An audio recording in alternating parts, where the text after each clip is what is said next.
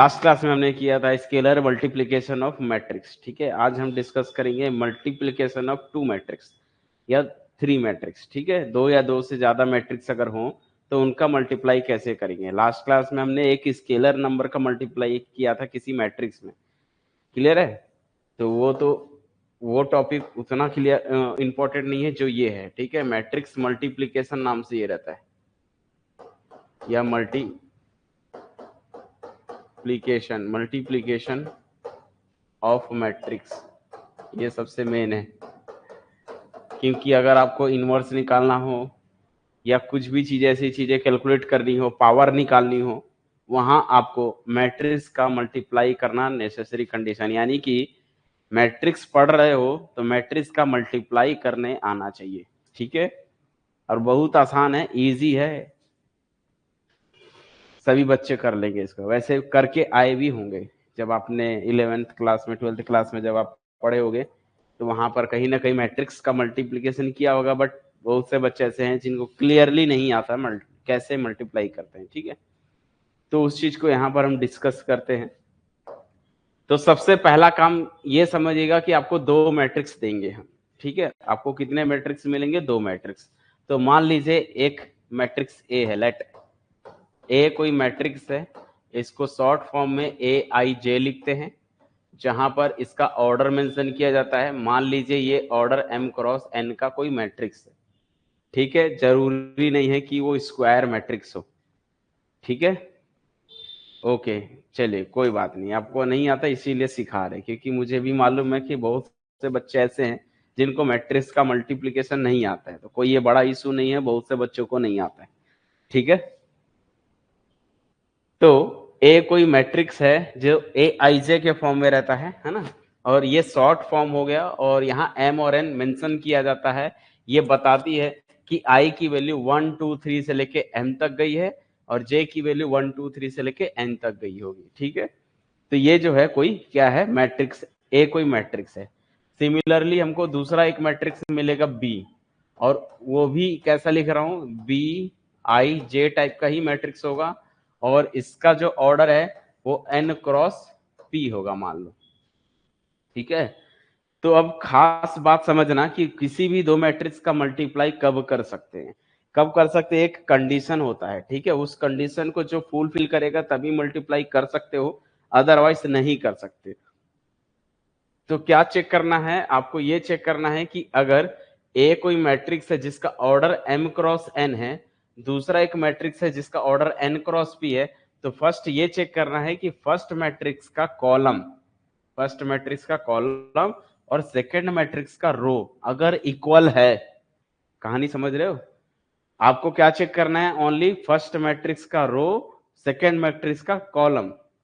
ठीक है ना, सॉरी उल्टा बोल दिया मैंने, फर्स्ट मैट्रिक्स का कॉलम और सेकंड मैट्रिक्स का रो, ये दोनों आपस में क्या होने चाहिए, इक्वल होने चाहिए। अगर ये इक्वल है 100% उस मैट्रिक्स को आप मल्टीप्लाई कर सकते हो, यानी कि वो मैट्रिक्स मल्टीप्लीकेशन वहां पर कंफर्मेबल हो जाएगा, यानी कि कंफर्म होगा कि हम इस 2 मैट्रिक्स का मल्टीप्लाई कर सकते हैं। यहां से पहले मैट्रिक्स का रो दूसरे मैट्रिक्स के कॉलम से कोई लेना देना नहीं है फिलहाल के लिए। सिर्फ चेक क्या करना है, फर्स्ट मैट्रिक्स का कॉलम और सेकंड मैट्रिक्स का रो क्या होना चाहिए, सेम होना चाहिए। ओके, उसके बाद जब हम इसको मल्टीप्लाई किए, मान लीजिए ये ए डॉट बी मैंने निकाला, तो भाई एक मैट्रिक्स है, दोनों का मल्टीप्लाई करोगे तो एक मैट्रिक्स ही तो आएगा। 2 मैट्रिक्स का सम किए थे तो एक मैट्रिक्स आया था, 2 मैट्रिक्स का क्या किए थे हम वहां पर, सब्ट्रैक्शन किए थे, वो भी एक मैट्रिक्स आया था। तो मैट्रिक्स को जब हम ऑपरेट करते हैं तो हमको रिटर्न में एक मैट्रिक्स ही मिलने वाला है। तो यहाँ पर हमने 2 मैट्रिक्स का जब हम मल्टीप्लाई करेंगे तो जो हमको मिलेगा यहाँ पर वो भी एक कौन सा होगा, एक मैट्रिक्स ही होगा। तो उस मैट्रिक्स का ऑर्डर क्या होने वाला है, ये फर्स्ट मैट्रिक्स का रो और सेकंड मैट्रिक्स का कॉलम, इतना बाई इतना, ये इसका ऑर्डर बनेगा। यानी कि जो यहाँ पर आंसर आएगा, ए बी की वैल्यू आएगी, वो जो है उसको मैं नाम दे देता हूँ सी आई जे, और यहाँ पर उस मैट्रिक्स का जो ऑर्डर होने वाला है वो फर्स्ट मैट्रिक्स का रो और सेकंड मैट्रिक्स के कॉलम का ऑर्डर बन जाता है। क्लियर हुआ? दो तीन चीजें जो मैंने बताई आप सभी बच्चों को क्लियर हुआ? उसके बाद किस तरह से इसको जनरेट करना है, कैसे बनाएंगे, तो वो चीजें समझना है। जैसे रेंडमली हम करेंगे तो क्या करते हैं, फर्स्ट मैट्रिक्स के अभी आप सीखोगे, ज्यादा अच्छा है कि आप एग्जांपल से सीखो, अदरवाइज थोड़ा मुश्किल होगा। ठीक है, सबसे पहले हम 2x2 को लेके चलेंगे, फिर 2x3 को लेके चलेंगे, इस टाइप से हम डिफरेंट डिफरेंट को सॉल्व करेंगे।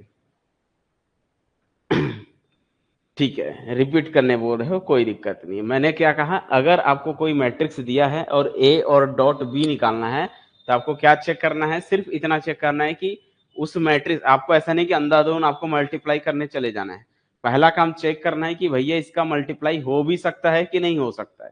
उसके चेक करने के लिए क्या देखना है कि पहले मैट्रिक्स का कॉलम और दूसरे मैट्रिक्स का रो सेम होना चाहिए, पहला नेसेसरी कंडीशन है। ठीक है, उसके बाद जो आएगा उस मैट्रिक्स का ऑर्डर कितना होगा, तो फर्स्ट मैट्रिक्स का रो और सेकंड मैट्रिक्स का कॉलम का ही ऑर्डर बनेगा, वो जो ऑर्डर बनने वाला है। ठीक है, और जस्ट एक एग्जांपल आप देख लो, जैसे अगर मैंने दे दिया ए इक्वल्स टू, मान लीजिए मैंने दे दिया मैट्रिक्स है, चलो कोई डिफरेंट ले लेते हैं, -1 0 2 3 1 4, ये एक मैट्रिक्स है। इसका ऑर्डर देखो क्या है बच्चों, 2 रो हैं 3 कॉलम है।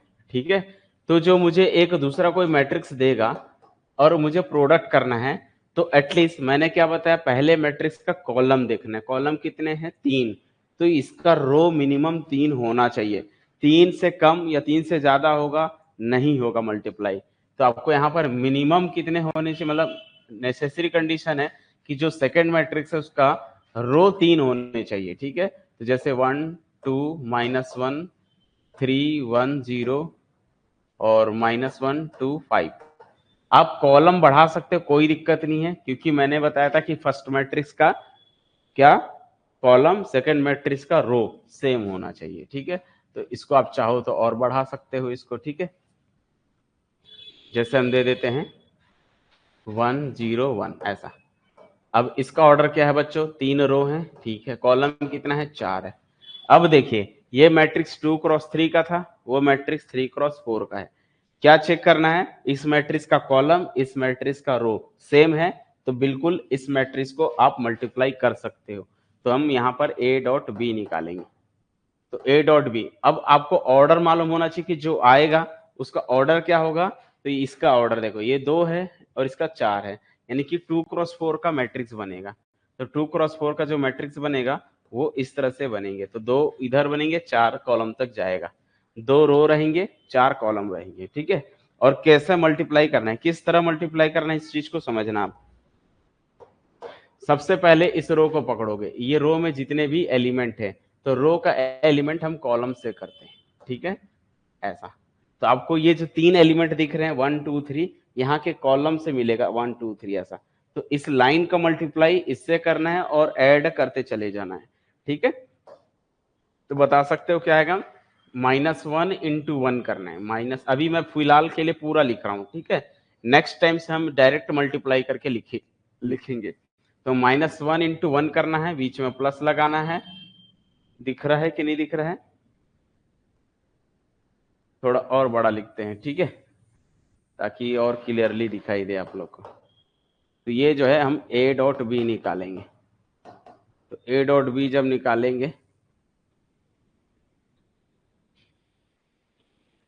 तो यहाँ पर क्या क्या करना है, -1, ये जो रो है, ये जो जितने भी दिख रहे हैं रो में एलिमेंट है, इन रो का आपको क्या करना है, कॉलम से मल्टीप्लाई करना है। ठीक है, तो फर्स्ट एलिमेंट का फर्स्ट से, सेकंड एलिमेंट का सेकंड एलिमेंट से, थर्ड एलिमेंट का थर्ड एलिमेंट से, सिर्फ मल्टीप्लाई करना है और ऐड करना है।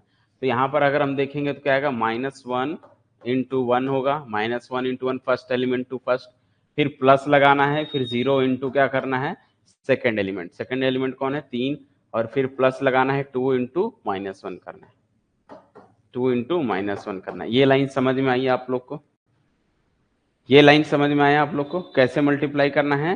तो ये जो 3 एलिमेंट हैं वो ये तीनों से करना है, यानी कि आपको अभी फिलहाल के लिए रो, मैंने अभी फर्स्ट रो को पकड़ा है और फर्स्ट कॉलम से मल्टीप्लाई किया, तो फर्स्ट रो फर्स्ट कॉलम आया।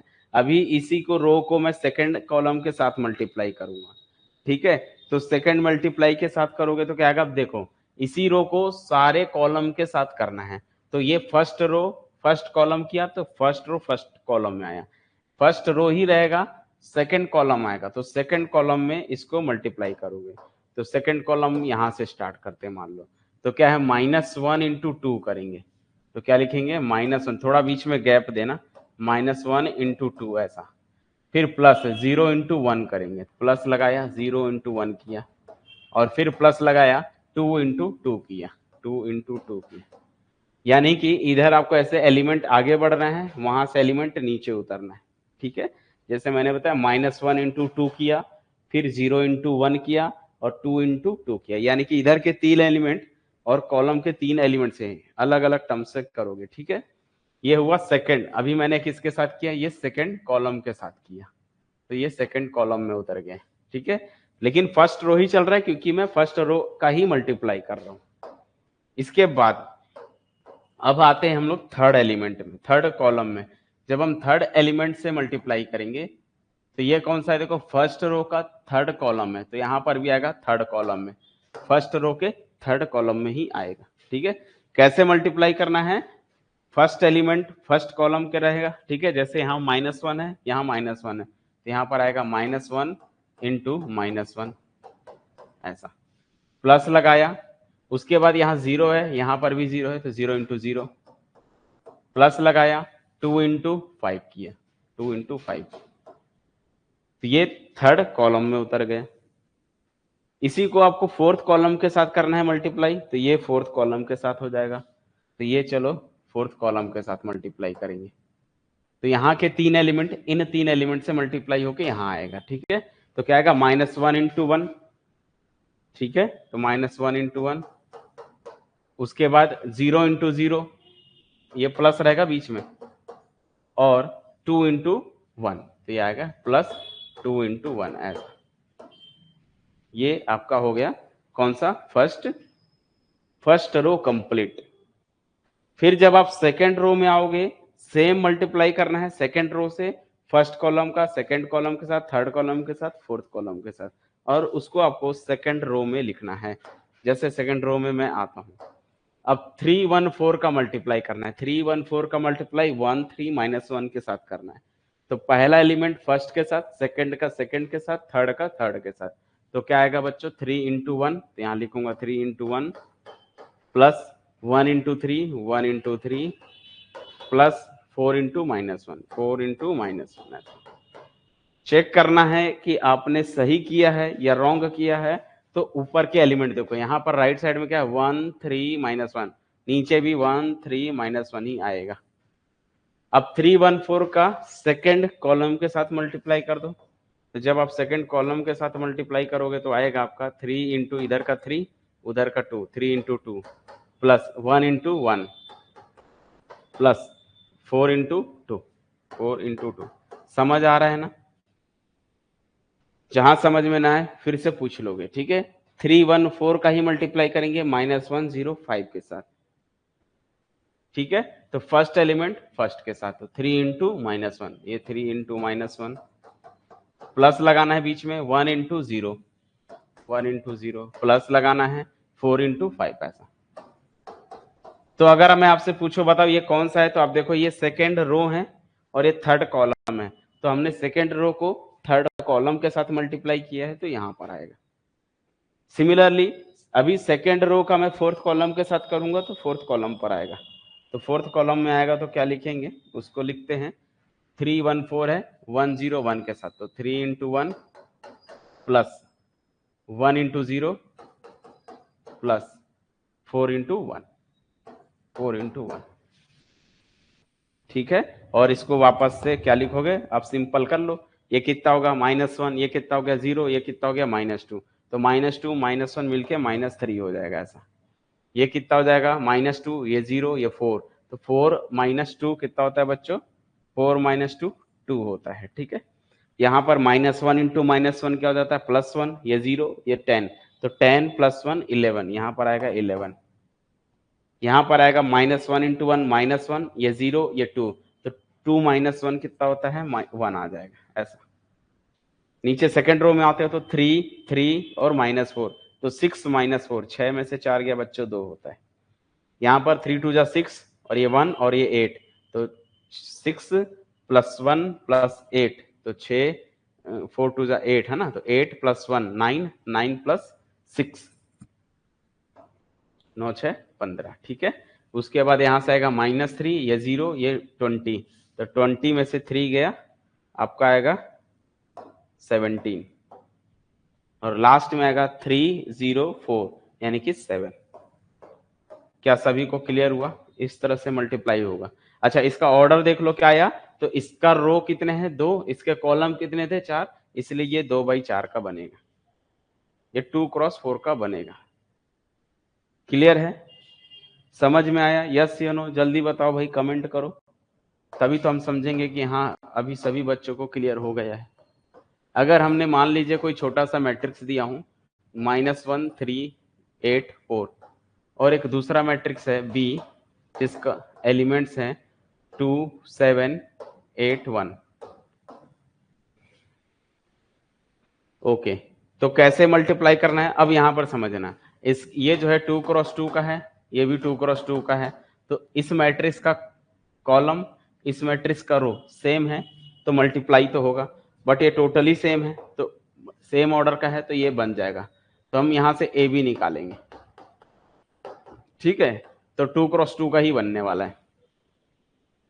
मल्टीप्लाई कैसे करना है बच्चों? शुरू के 2 एलिमेंट्स का मल्टीप्लाई कॉलम से करना है, ठीक है, फर्स्ट कॉलम के साथ।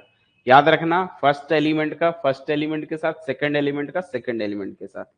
तो क्या करेंगे? -1 इंटू वहां का 2, बीच में प्लस लगाना है, 3 × 8, ऐसा ऐसा। अब फर्स्ट रो का सेकंड कॉलम के साथ करोगे तो सेकंड कॉलम में उतारना, -1 × 7, -1 × 7, प्लस लगाया 3 × 1, ऐसा। फिर नीचे आ जाओ, सेकंड रो में आओगे तो सेकंड रो में उतरेगा, ठीक है। तो 8 × 2 करेंगे, तो 8 × 2 प्लस 4 × 8, 4 × 8, यहां पर फिर से 8 × 7, 8 × 7 प्लस करेंगे 4 × 1। अब दूसरा चेक करने के लिए कि भाई आपने मैट्रिक्स सही कर रहा है कि नहीं कर रहा है, कहीं मिस्टेक तो नहीं, तो क्या चेक करना है? इसका सेकंड एलिमेंट देखो, 2 नीचे 2 होना चाहिए, यहाँ 8 तो यहाँ 8 होना चाहिए, यहाँ 7 तो यहाँ 7 है, यहाँ 1 है तो 1 है, मतलब हमने सही किया है। लेफ्ट साइड में देखोगे तो यहाँ -1 3, यहाँ -1 3 मिलेगा। नीचे में देखोगे 8 4, यहाँ पर भी 8 4 होना चाहिए। तो इस तरह से मैच करोगे, लास्ट में इसको मल्टीप्लाई करके ऐड कर दो, तो ये हो गया -2 प्लस 24, ये 16 और प्लस 32, यहाँ से मिलेगा -7 प्लस 3, यहाँ से 56 प्लस 4। इसको और सॉल्व करते हो तो 24 में से 2 गया 22, और ये हो गया -4, नीचे आएगा, ऐड हो जाएंगे 48, और यहाँ पर 60। बोलो सबको क्लियर हुआ? क्लियरली एकदम समझ में आया कि नहीं आया कि मैट्रिक्स का मल्टीप्लिकेशन?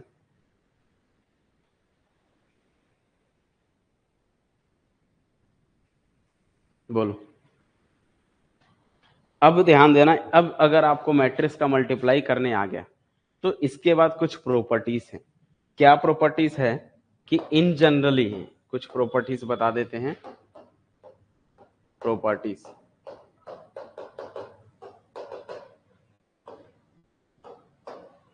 पहला, इन जनरल हो भी सकते हैं, नहीं भी सकता है, ठीक है। In general, in general A dot B का आंसर नॉट इक्वल आता है बी डॉट ए के आंसर। किसी किसी मैट्रिक्स का आ जाता है, but generally A dot B का आंसर बी डॉट ए के आंसर के इक्वल नहीं आता है, ठीक है, ये अलग रहता है। दूसरा दूसरा प्रॉपर्टी, ये हमेशा एसोसिएटिव प्रॉपर्टी सेटिस्फाई करती है। A dot B dot C अगर है तो इसका आंसर या तो आप पहले ए डॉट बी कर लो, बाद में सी के साथ करोगे, ये आंसर सेम आएगा, ठीक है। यानी कि अगर आपको बी डॉट सी निकाल के ए के साथ डॉट करोगे, या ए डॉट बी करके सी के साथ करोगे प्रोडक्ट, तो ये सेटिस्फाई करेगा। इसको बोलते हैं associative law, associative law hold होता है, ठीक है।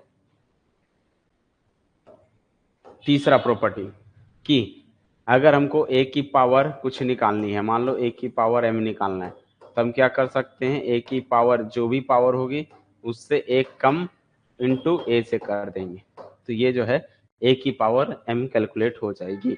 जैसे अगर मुझे कोई बोले कि भाई ए स्क्वायर निकालना है, तो मैं इसको क्या लिखूंगा, ए डॉट ए लिखूंगा।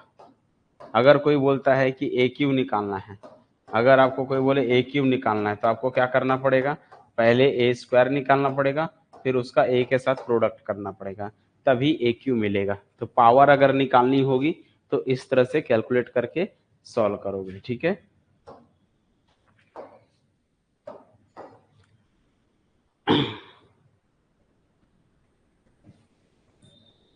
यहां तक की चीजें क्लियर है, बोलो।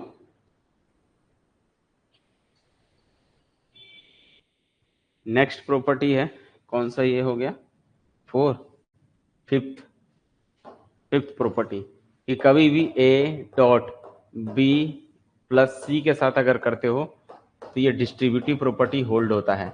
ए डॉट बी का answer plus A dot C का आंसर सेम आएगा, दोनों इक्वल आते हैं, ठीक है। ये है डिस्ट्रीब्यूटिव प्रॉपर्टी, इसको बोलते हैं डिस्ट्रीब्यूटिव प्रॉपर्टी।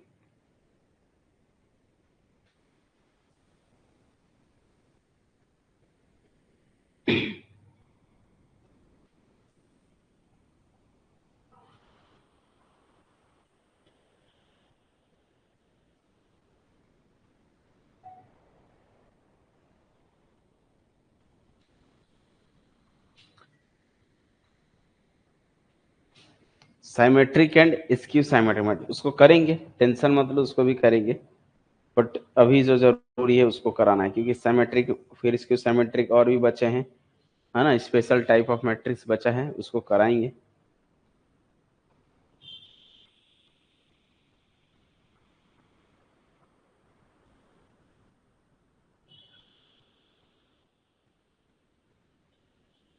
हो गया इस साइड का।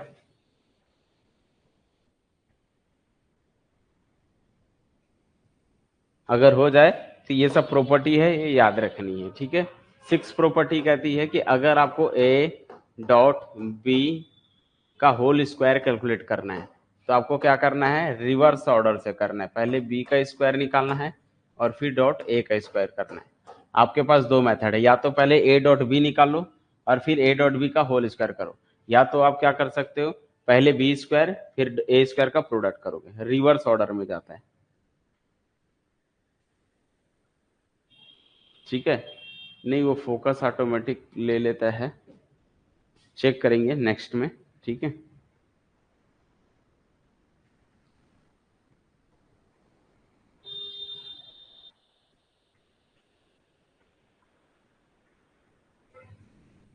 ये चीजें क्लियर हुआ। अच्छा, अगर यही 3 में हो तो कोई दिक्कत नहीं, 3 प्रॉपर्टी अगर रहेगी तो ए डॉट, मान लीजिए A dot B dot C, और पूरे का अगर होल स्क्वायर निकालना तो क्या करोगे, रिवर्स ऑर्डर से आओगे, इसको रिवर्सल लॉ बोलते हैं। सी स्क्वायर फिर बी स्क्वायर फिर ए स्क्वायर निकालोगे, इनका प्रोडक्ट करोगे तो इक्वल आएगा ये, ठीक है।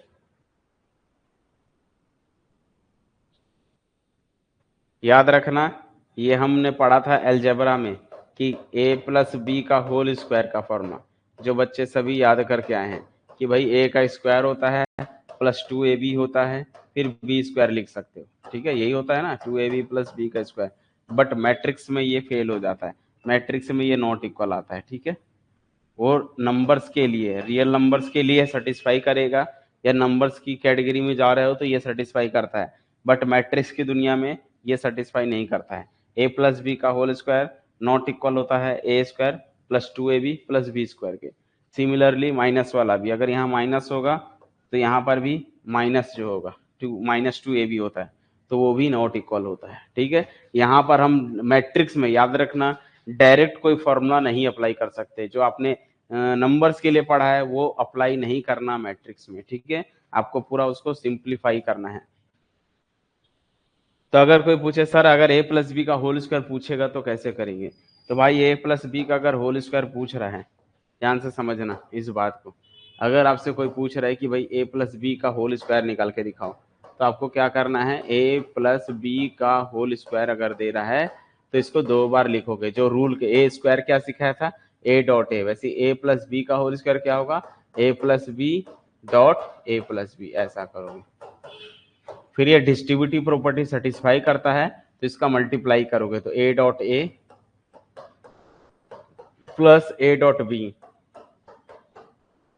फिर प्लस बी का मल्टीप्लाई करोगे तो बी डॉट ए, फिर प्लस बी डॉट बी, इस तरह से सॉल्व करोगे, ठीक है। और हम जानते हैं कि ए डॉट ए क्या होता है, ए स्क्वायर होता है, और ये ए बी ऐसे ही रहेगा, क्योंकि अभी मैंने आज का पहला प्रॉपर्टी यही बताया बच्चों कि A dot B B dot A not equal होता है। मैट्रिक्स में A dot B B dot A not equal होता है, ठीक है। हाँ, वो या तो कर सकते हो, पहले ऐड करके फिर होल स्क्वायर निकाल लो, ठीक है। तो यहाँ पर हम ए डॉट बी और बी डॉट ए दोनों अलग अलग होता है, तो ये वैसे ही रहेगा, और यहाँ पर ये बी का स्क्वायर हो जाता है। तो ये है फॉर्मूला। अगर आपको बनाना है तो वो या तो ये निकालना पड़ेगा।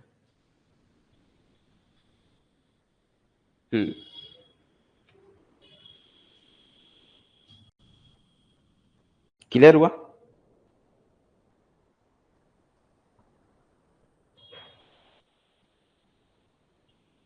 ऐसा नहीं, मैं बताया ना, कोई भी फॉर्मूला डायरेक्ट अप्लाई नहीं करना। एग्जाम में क्वेश्चन अक्सर फॉर्मूला से रिलेटेड रहता है, ठीक है। हम्म फिलहाल के लिए तो देखते हैं इसको, जो जो होगा बताते हैं, ठीक है। जैसे a प्लस बी, आप लोग रियल नंबर में पढ़े हो, या मैंने लास्ट क्वेश्चन में भी कराया था लास्ट क्लास में, a plus B dot A minus B, यही होता था। तो वहां पर हम क्या करते थे, ए स्क्वायर माइनस बी स्क्वायर लिख देते थे, लेकिन यहाँ पर ये नहीं होगा आंसर, ठीक है। हो भी सकता है बट जनरली नहीं होता है ये। A plus B dot A minus B वो हमेशा नॉट इक्वल होता है किसके, A square minus B square के। तो आप कोई मैट्रिक्स लेके बना के चाहो तो देख सकते हो इसमें।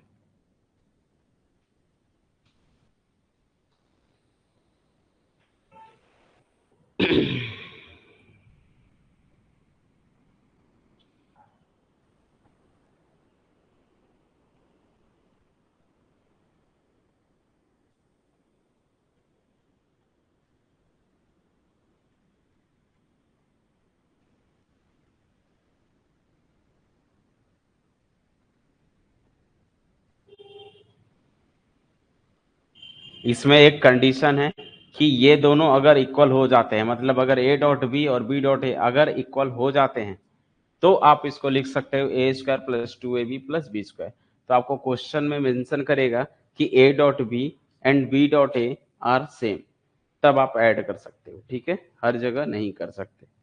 यहाँ पर भी जब लिख कर आएगा क्वेश्चन में कि A dot B B dot A अगर सेम है, तब ये फॉर्मूला वैलिड होगा, अदरवाइज जनरली ये नॉट इक्वल होता है। तो ये बेसिक थे जो मैंने आप लोग को बता दिया, ठीक है।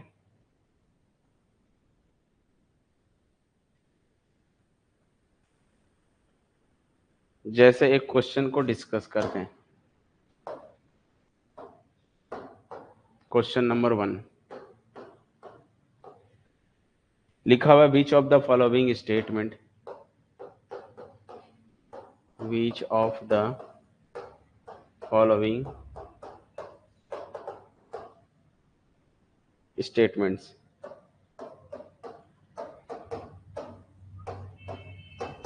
which of the following statements is true, is true for all n cross n matrix, for all n cross n matrices, matrices a and b, a and b।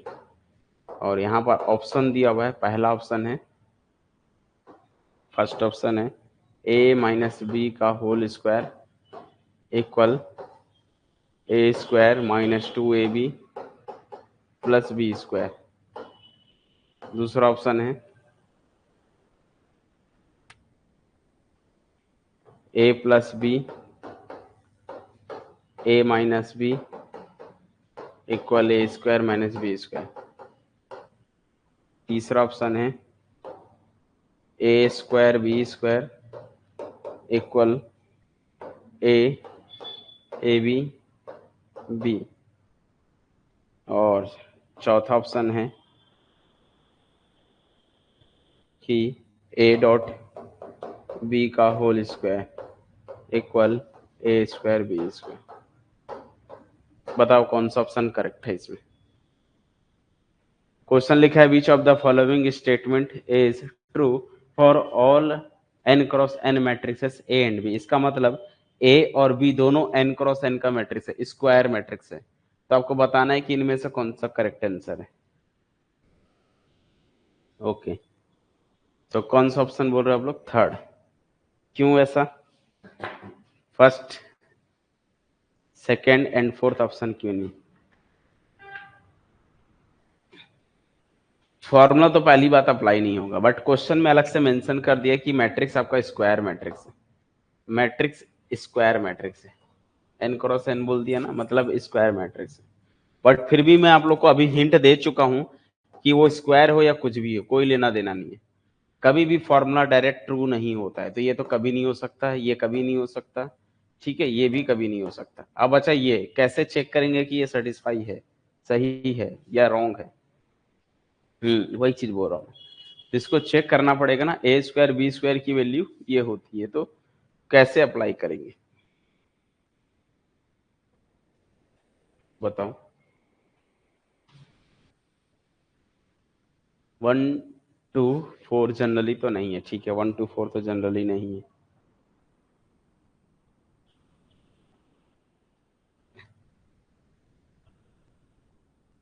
देखो, इसको अगर चेक करना है कि ये कैसे सही है कि नहीं है, तो आपको क्या करना है, क्या लिखा हुआ क्वेश्चन में, ए स्क्वायर डॉट बी स्क्वायर है ना।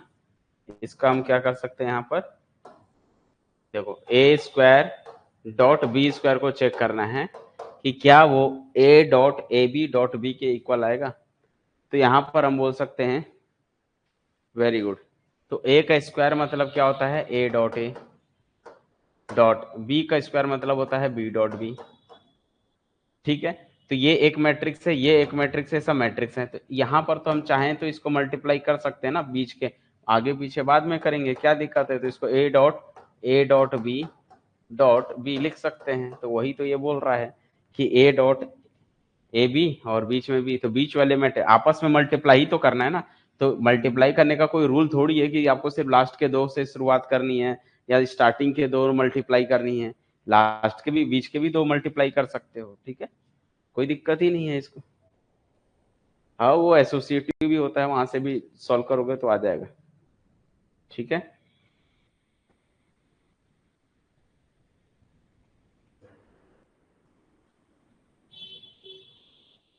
इसको एसोसिएटिव भी जा सकते हो। तो मान लो कोई बच्चा इसको ऐसा बोलता है कि सर मैं यहाँ ब्रैकेट लगा देता हूँ क्योंकि मैं पहले ऐसे सॉल्व करूंगा, तो पहले इस मैट्रिक्स को ऐसा सॉल्व करूंगा, ठीक है।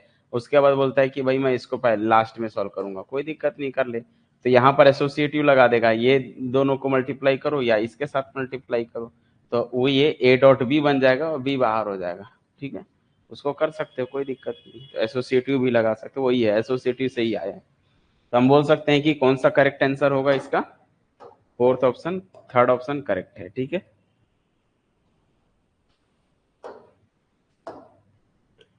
अब पावर मेथड का यूज करके हम एक क्वेश्चन को सॉल्व करेंगे। क्वेश्चन नंबर 1 जो कि इंपॉर्टेंट टाइप का रहता है।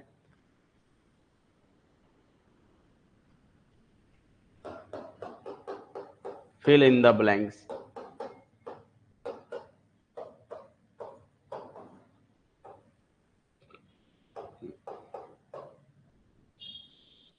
इफ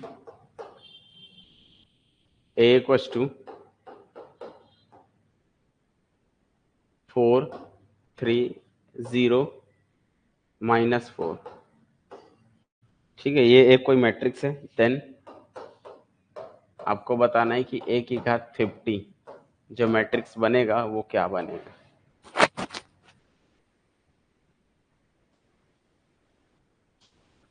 वाई नॉट 4, क्यों चौथा नहीं हुआ? चौथा बच्चों बता चुका हूं, पावर रिवर्स ऑर्डर से खुलता है, पहले B square dot A square होगा। अभी मैंने एक फॉर्मूला बताया कि ए बी का होल स्क्वायर जो होता है, अगर पावर तोड़ रहे हो तो जस्ट वो बैक साइड से होता है, पहले बी स्क्वायर फिर डॉट ए स्क्वायर होगा, ठीक है। लास्ट में मैंने बताया आप लोग को फॉर्मूला, यहाँ पर भी बता चुका हूँ कि A dot B dot C है, होल स्क्वायर है, तो ये रिवर्स ऑर्डर से ओपन होता है, पहले सी स्क्वायर फिर बी स्क्वायर फिर ए स्क्वायर होता है, ठीक है।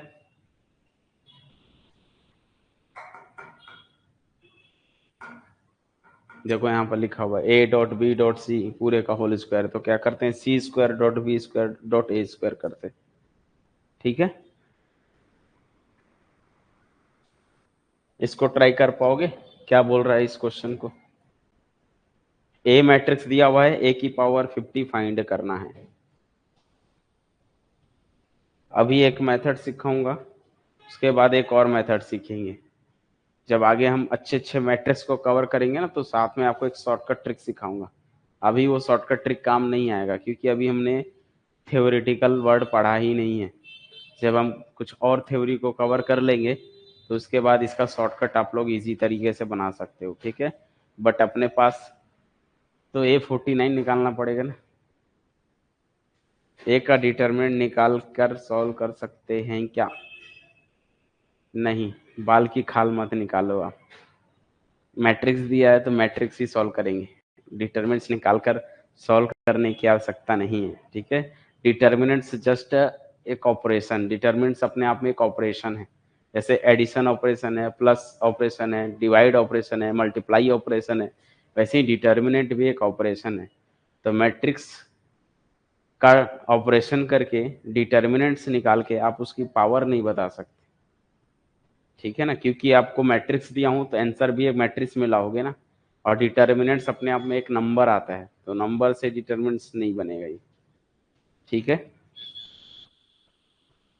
तो कुछ क्वेश्चंस ऐसे होते हैं जहां पर हम लॉजिक लगा के काम कर सकते हैं। ठीक है, लॉजिक लगाना पड़ेगा इस क्वेश्चन में।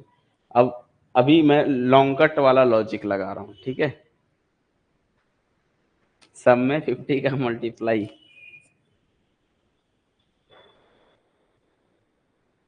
नहीं ऐसा कुछ नहीं है। चलिए, कोई बात नहीं। यहाँ पर ए क्या दिया हुआ है देखो सॉल्यूशन में, समझना। सबसे पहले ए की वैल्यू है 4, 0, 3 -4 है। अब हम क्या निकालेंगे? ए स्क्वायर निकालेंगे। ए स्क्वायर क्या होता है? ए डॉट ए होता है ना, यही बताया था। ए डॉट ए करोगे तो ए स्क्वायर निकलेगा। अब ऐसे मैं 50 ठोक नहीं निकालूंगा, सोच रहे होगे आप लोग कि 50 बार तक जाएंगे।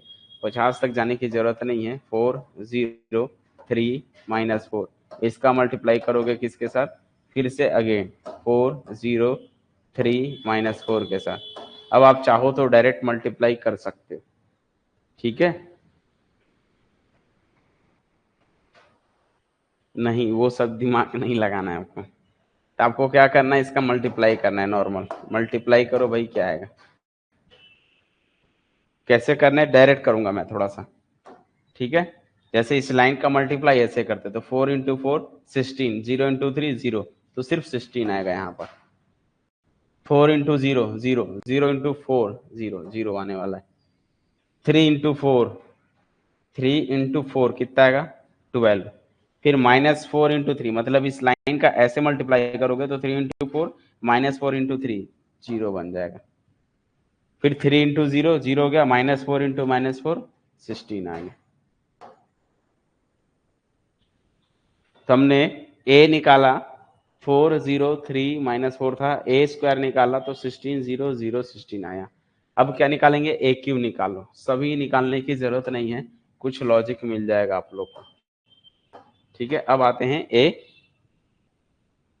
ए क्यूब निकालते हैं। ए क्यूब क्या होता है बच्चों?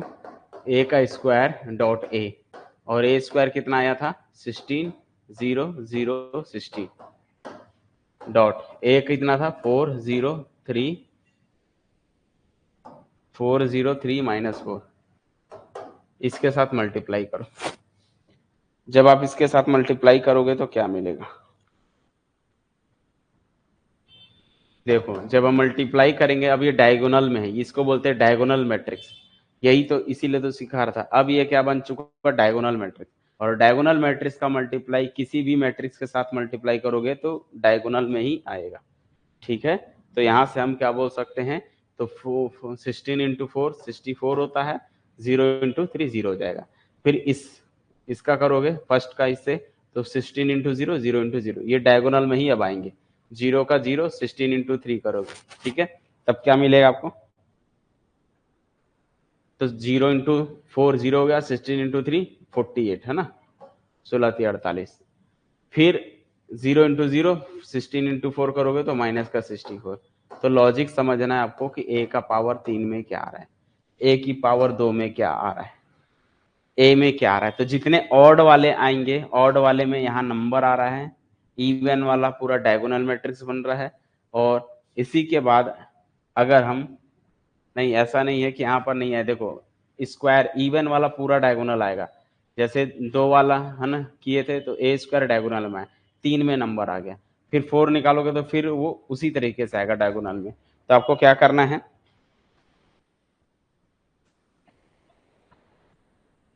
चेक करने के लिए एक और स्टेप निकाल के देख लेना। जैसे a की पावर 4 निकालूंगा तो वो आएगा a का क्यूब डॉट a आएगा। a का क्यूब मतलब ये 64 0 48 माइनस 64 आया। इसका डॉट जब हम a के साथ करेंगे ना 4 0 3 माइनस 4, तो ये चेक कर लो डायगोनल में ही आएगा, क्योंकि इवन पावर सम में जाएगी। 64 इंटू 4 करोगे तो 64 इंटू 4 64 इंटू 4 लिख दिया, ठीक है। और जीरो का मल्टीप्लाई से क्या, जीरो हो गया। फिर इसी का सेकंड कॉलम में जाओगे तो 64 into zero, zero into zero, ये जीरो बन जाएगा।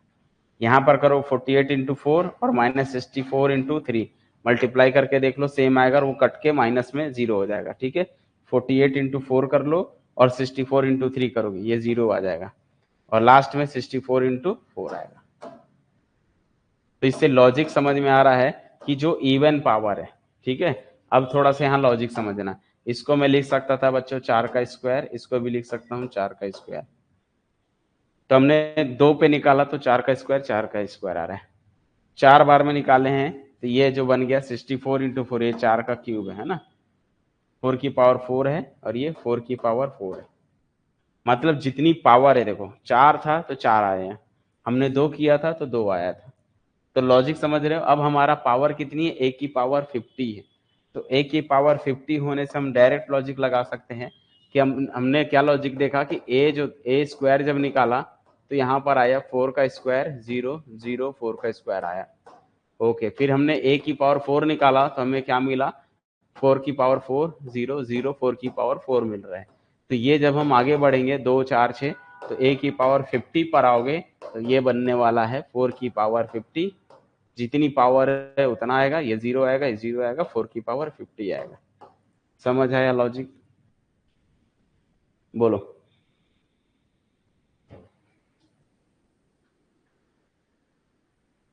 -64 नहीं होगा, -64 इंटू -4 मैंने प्लस कर दिया, -64 इंटू -4 किया तो प्लस में हो गया, वो दोनों माइनस माइनस प्लस हो गए, ठीक है। वो डायरेक्ट कर दिया था मैं।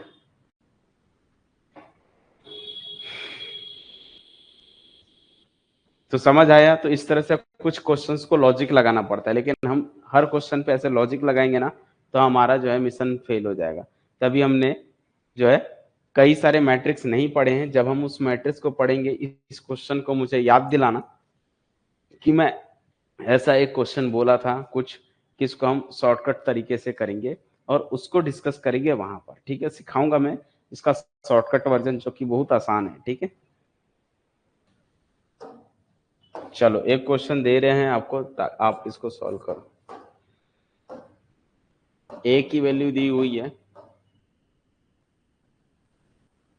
ए की वैल्यू है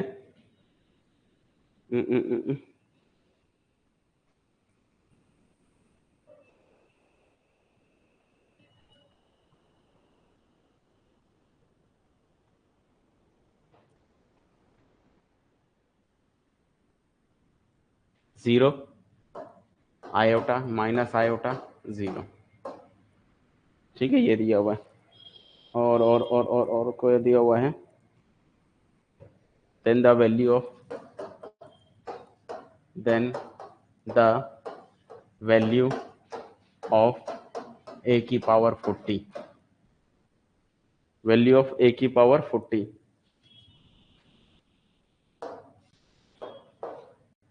और ऑप्शन दिया हुआ है फर्स्ट ऑप्शन। देखो क्या दिया हुआ है कि ए एक मैट्रिक्स है जिसमें 0 आयोटा माइनस आयोटा और क्या दिया हुआ है आपका 0 दिया हुआ है। तो कैलकुलेट क्या करनी है आपको,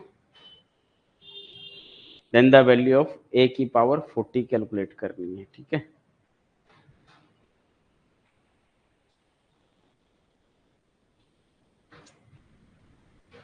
जिसमें ये ऑप्शन दिए हुए। एक मिनट, ये फोकस हुआ है, थोड़ा बंद करता हूँ इसको, ठीक है, एक मिनट, जस्ट वेट।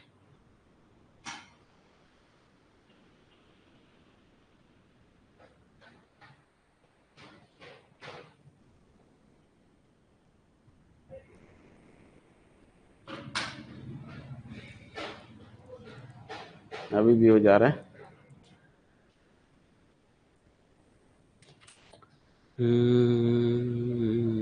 देखना पड़ेगा फोकस, ठीक है। चलो ऑप्शन दे देते हैं भाई, इसका क्या आने वाला है, ठीक है। ठीक है ना, मैं करता हूँ। ऑप्शन दिया हुआ है कि 0 1 0 1 1 0 आएगा। दूसरा ऑप्शन दिया हुआ है, सेकंड ऑप्शन। पहला ऑप्शन तो 0 1 0 1, ठीक है। सेकंड ऑप्शन में 1 0 0 1। Third option 1 1 0 0। Fourth option, fourth जो है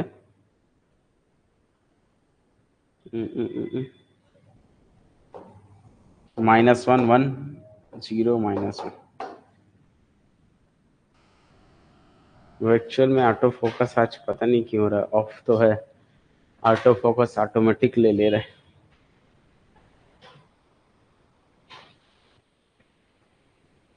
तो एटलीस्ट क्या निकालना पड़ेगा आपको, सिंपल ए स्क्वायर बस निकालना है। ए स्क्वायर क्या होता है बच्चों, ए डॉट ए, 0 आयोटा -आयोटा 0, 0 आयोटा -आयोटा 0। बस एक प्रोडक्ट करना है, वहां से आपको क्लियरली समझ में आ जाएगा कि क्या आने वाला है। मल्टीप्लाई कैसे करते हैं, इसका मल्टीप्लाई इससे करते हैं, ठीक है। तो 0 × 0 0, आयोटा इंटू -आयोटा -आयोटा का स्क्वायर हो जाएगा। फिर 0 × आयोटा 0, आयोटा इंटू 0, यहाँ 0 आ गया। -आयोटा इंटू 0 0 हो गया, ये भी 0, ये भी 0 हो गया। -i इंटू आई करोगे, माइनस का आई का स्क्वायर आएगा। 0 × 0 0 हो गया। आई स्क्वायर की वैल्यू होती है बच्चों -1। फाइनली ये आइडेंटिटी मैट्रिक्स मिल गया 1 0 0 1। और आइडेंटिटी मैट्रिक्स के बाद अब आप किसी के भी साथ मल्टीप्लाई करते हो, वो वही मैट्रिक्स बनेगा। तो ठीक है, आयोटा का स्क्वायर होता है -1, पहले से माइनस है तो +1 हो जाएगा, ये भी +1 हो जाएगा। तो ए की वैल्यू आ गई 1 0 0 1। अब ए की power, this is identity matrix. अब इसकी पावर मैं कितनी भी कर लूं, ये ए स्क्वायर है बच्चों, है ना। ए स्क्वायर क्या आ चुका, आइडेंटिटी। अब ए क्यूब निकालूंगा तो ए स्क्वायर इंटू ए करोगे। तो इस तरह से आगे लॉजिक सॉल्व करते चले जाओगे ना, तो आपको क्या मिलेगा, जैसे ये आइडेंटिटी आ चुका है, ये ए स्क्वायर है, तब मुझे क्या निकालना है, आई की पावर 40 निकालना है। मतलब तो मैं इसको क्या लिख सकता हूं, ऐसा लिख सकता हूं क्या, ए की पावर 40 निकालनी है, तो इस ए की पावर 40 को मैं लिख सकता हूं ए का स्क्वायर इन पावर में 20, ऐसा लिख सकता हूं। ए का पावर 2 इंटू पावर 20। और ए स्क्वायर क्या है बच्चों, आइडेंटिटी, आइडेंटिटी का 20। और आइडेंटिटी की पावर कितनी भी कर लो, आइडेंटिटी ही आता है। तो यहां से हमको मालूम चल गया कि इसकी वैल्यू 1 0 0 1 ही आने वाली है, ठीक है। आइडेंटिटी की पावर कितनी भी कर लो, आइडेंटिटी ही आएगा।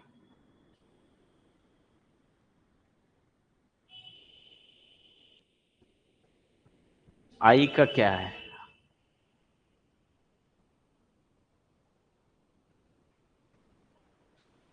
ओके कोई बात नहीं, आयोटा के बारे में थोड़ा डिस्कस कर लेते हैं कि आयोटा क्या चीज है, ठीक है। क्या है इस आयोटा का राज, हाँ, कॉन्सेप्ट को समझ लेते हैं।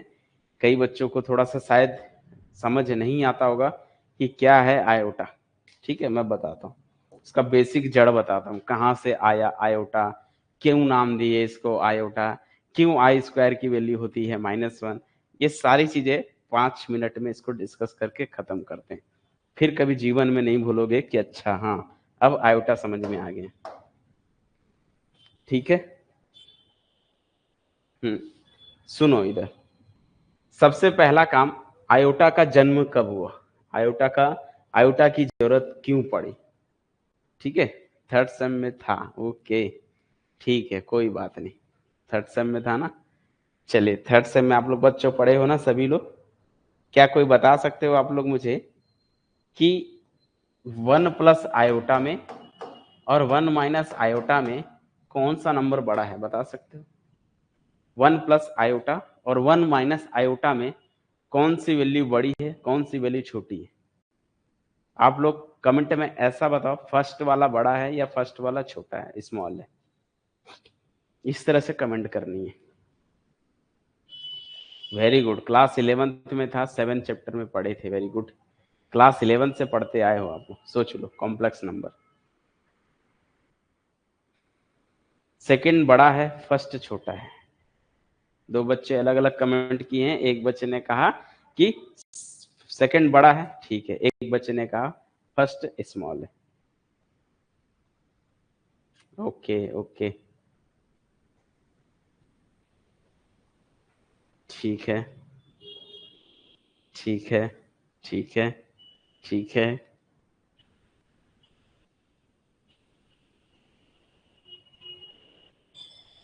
आप लोग पढ़े हो ना कॉम्प्लेक्स नंबर, 11वीं से पढ़े हो, 11th में पढ़े हो, कहीं ना कहीं थोड़ा बहुत 12th में भी पढ़े थे, और कहीं ना कहीं आप M3 वगैरह में भी पढ़े होंगे, या एम, है ना, किसी में M1 में रहता है, किसी में M3 में रहता है।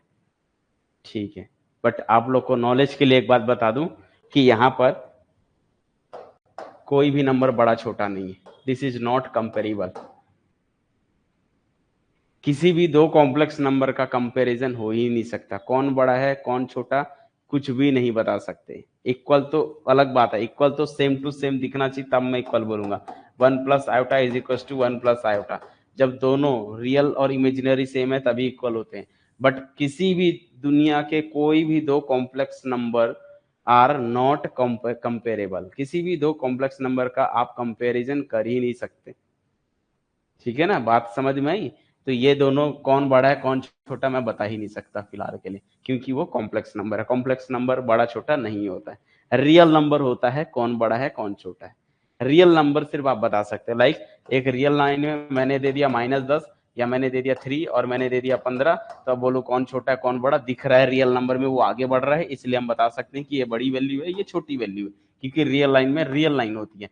इमेजिनरी कॉम्प्लेक्स नंबर में क्या रहता है, वो ऐसे 3D है, ये जो बीच में हवा है यहाँ पर भी एक कॉम्प्लेक्स नंबर बैठा है, तो उसको हम नहीं बता सकते कि कौन सा बड़ा है कौन सा छोटा है। ठीक है, तो complex number are not comparable, पहला चीज। मैं ये सिर्फ चेक करना चाह रहा था कि आप लोग आयोटा पढ़े हो, इसीलिए देखना चाह रहा था कि आप लोग क्या जवाब देते हो। चलिए, इसका मतलब आप लोग को आयोटा का कॉन्सेप्ट ज्यादा क्लियर नहीं होगा। ठीक है, आयोटा क्या है, आयोटा कहाँ से आया, इस चीज को समझते हैं। ठीक है, तो सबसे पहला काम, कुछ ऐसे दुनिया में इक्वेशन है, जैसे अगर हम बात करें जैसे एक्स स्क्वायर, और मैंने दे दिया एक्स स्क्वायर -1 इक्वल्स टू 0, आप बता सकते हो एक्स के जगह क्या पुट करूं कि मुझे वैल्यू मिल जाए, सॉल्यूशन बता सकते हो।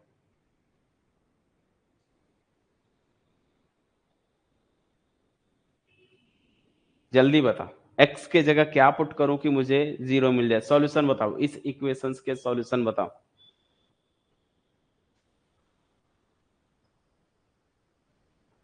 सॉल्यूशन, सॉल्यूशन बताना है इसके, तो इसके सॉल्यूशन क्या क्या जवाब देंगे बच्चों। एक तो बच्चों लोग का जवाब आ गया कि सर एक्स के जगह 1 डाल दो तो सेटिस्फाई कर जाएगा, तो सिर्फ 1 की -1 भी, एक्स इक्वल टू -1।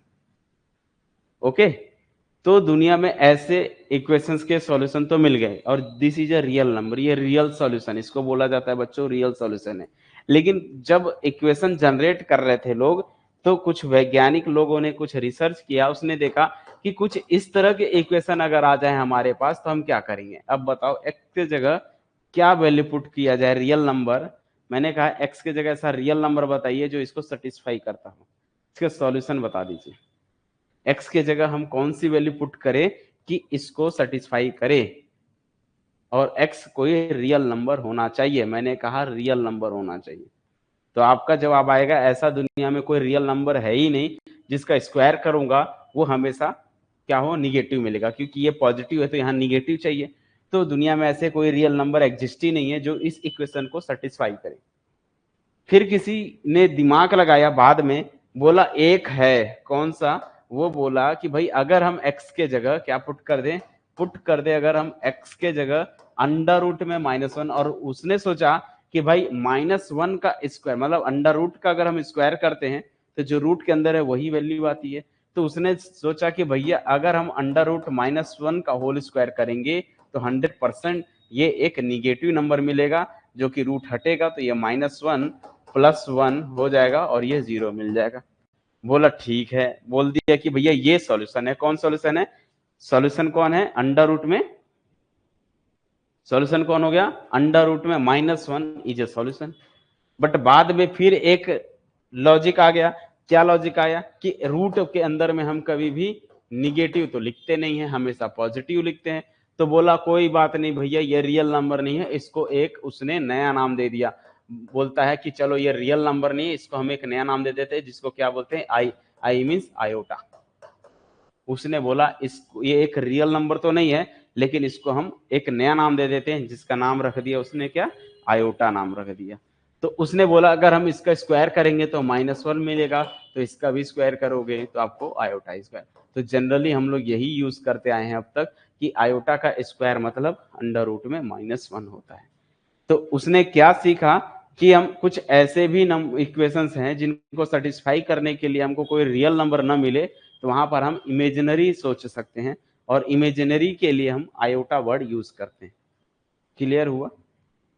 तो बहुत सारे ऐसे इक्वेशंस हैं जिनको सेटिस्फाई नहीं करता है, जैसे लाइक एक्स स्क्वायर प्लस अगर मैंने 2 लिख दिया, इसका कोई सॉल्यूशन नहीं है, रियल सॉल्यूशन नहीं है, तो उसने फिर इसके जगह उसने कोई इमेजिनरी नंबर सोच के रखा होगा। क्लियर है?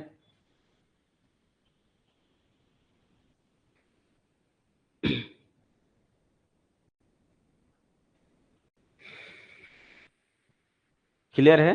तो आयोटा इस वजह से इसको नाम दिया गया। तो अब कॉम्प्लेक्स नंबर क्या कहता है? जो कॉम्प्लेक्स नंबर होता है वो जेड से डिनोट करते हैं, वो एक्स प्लस आयोटा के फॉर्म में रहता है, एक्स प्लस आयोटा वाई।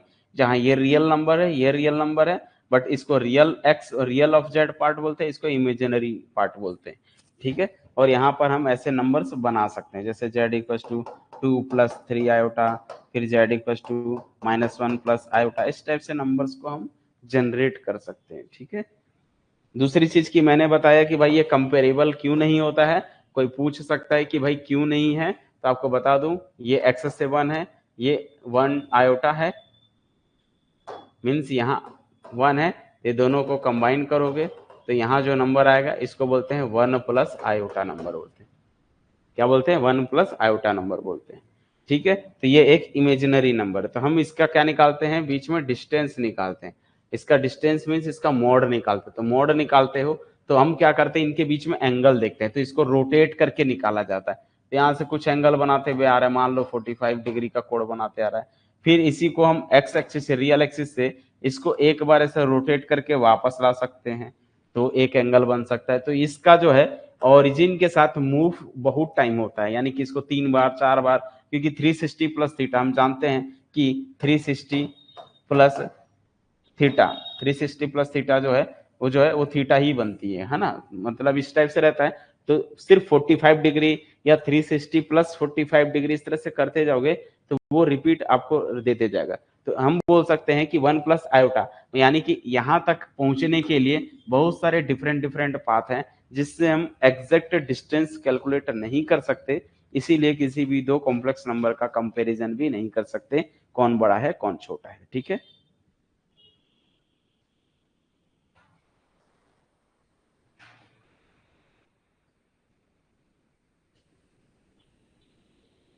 कौन सा लास्ट पार्ट?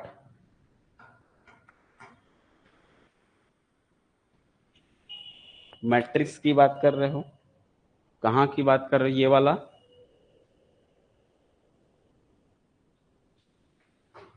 A⁴ वाला?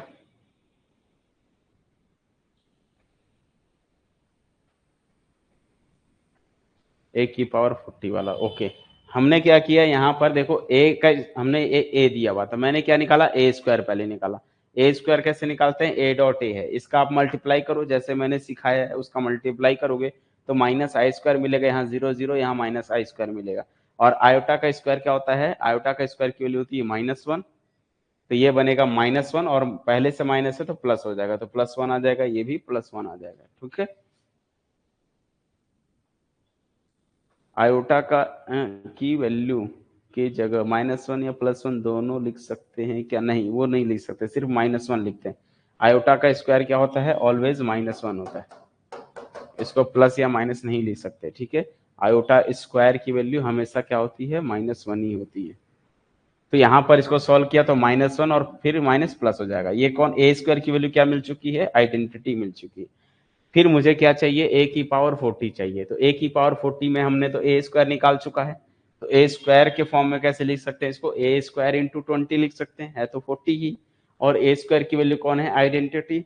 और आइडेंटिटी मैट्रिक्स का रूल है कि इसको कितनी भी बार मल्टीप्लाई करो आइडेंटिटी ही आता है।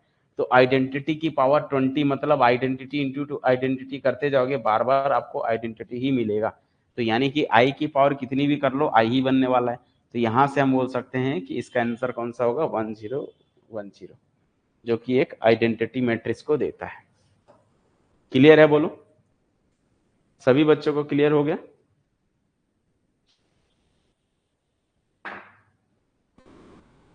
बिल्कुल इस टाइप के क्वेश्चन आ सकते हैं एग्जाम में, ये कोई छोटा मोटा क्वेश्चन नहीं है, ये गेट लेवल का क्वेश्चन है ये। ठीक है, तो ये क्वेश्चन इंपॉर्टेंट है ये।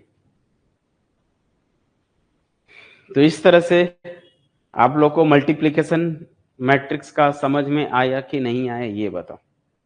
कैसे मल्टीप्लाई करना है उसके बेस पे कुछ मैंने क्वेश्चंस को कराया। आप सब लोग को अगर क्लियर हो गया होगा तो आज मैं आप लोगों को मैट्रिक्स के मल्टीप्लिकेशन के बेस पे कुछ क्वेश्चंस को सेंड करूंगा। आप लोगों को उसका क्या करना है, सॉल्यूशन रेडी रखना है बना के। ठीक है, ओके। और जो नहीं बनेंगे उस क्वेश्चन का सॉल्यूशन डिस्कस किया जाएगा डाउट क्लास में। ठीक है, चलिए ठीक है, तो आज के लिए इतना ही करते हैं फिर। चलिए ठीक है, आप लोग इसी तरह से पढ़ते रहिए भाई, है ना। मैंने देखा आप लोग ग्रुप में बढ़िया डिस्कस करते हो सारी चीजें।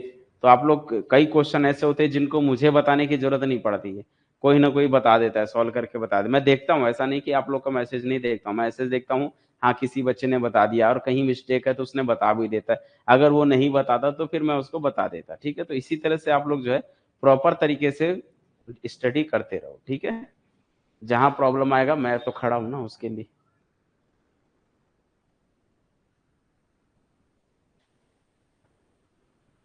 हाँ, मैसेज का आप लोग का जवाब मैं कोशिश करूंगा कि तुरंत दूं, बट ये भी मन मत सोचना कि मैं अगर नहीं दिया तो हो सकता है कहीं बिजी रहा हूँगा, बट जवाब दूंगा। ठीक है, मेरे को टैग कर दिया करो, अगर आप ग्रुप में मैसेज करो तो एक टैग कर दोगे तो रिप्लाई भी मिल, जब भी मैसेज खोलूंगा तो एक बार मिल जाएगा। ठीक है, अगर आप लोग को दिखा दो तो मेरे पास क्या है ना, ऑलरेडी बहुत सारे मैसेज पेंडिंग रहते हैं जो कि मैं नहीं देख सकता।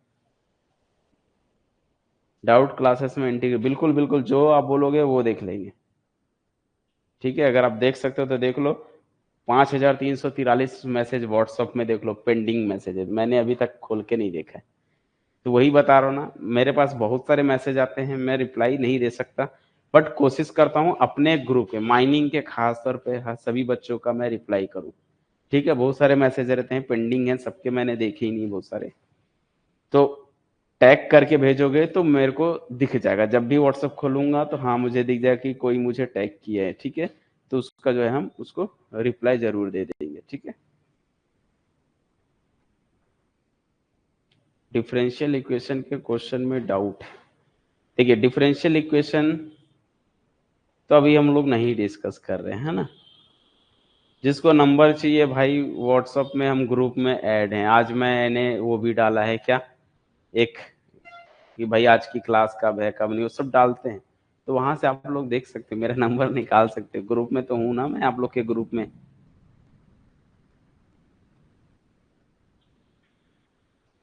ठीक है, डिफरेंशियल इक्वेशन में अगर आपको दिक्कत है तो आप मेरे को पर्सनल मैसेज करो कि सर ये क्वेश्चन पे डाउट है। अदर टॉपिक का डिस्कस करना है तो आप मुझसे अलग से मेरे मेरे हिसाब से आप पर्सनल मैसेज कर दो, वो मैं बता दूँगा। क्योंकि ग्रुप में तो कोई नहीं बताएगा, क्योंकि ग्रुप में जो है कई बच्चे ऐसे जो नहीं भी पढ़े हैं, है ना? तो उससे अच्छा है कि आप मुझे पर्सनल मैसेज कर दो, वहाँ पर आपको बता दिया जाएगा, ठीक है? ऐड करने के लिए वो लोग हैं ना, जो टीम है, वो जिनसे आपने बात किया होगा, वो आपको ऐड कर देंगे, ठीक है? बिल्कुल कर देंगे वो ऐड। जिसने आपको यहाँ पर जॉइन कराया होगा ना, उनसे एक बार बात करना, वो आपको ऐड करा देंगे, ठीक है? नहीं होता है तो फिर आप मुझसे बात करोगे, फिर हम उसको ऐड करा देंगे। चलिए ठीक है। ओके, मिलते हैं नेक्स्ट क्लास में, और तब तक के लिए आप लोग अपने डाउट वगैरह सब रेडी रखो, है ना? एक साथ डिस्कस किया जाएगा जो भी है। कोशिश करता हूँ अगर कल क्लास होगी तो कल एक आध क्लास ले लेंगे, ठीक है? जो भी डाउट है मेरे को आप लोग आज में अगर आप लोग मुझे डाउट क्वेश्चन भेजोगे तो हम डाउट उसको ले लेंगे, ठीक है? ताकि मेरा हाँ, पता रहे कि हम ये आज पढ़ाने वाले हैं। पता चला डाउट क्लास स्टार्ट कर दिए, अब बच्चे कोई बोल रहा है सर हमको ये डाउट है, हमको वो डाउट है, ये डाउट है, तो फिर वो थोड़ा मुश्किल हो जाएगा एक साथ सभी डाउट को क्लियर करने में।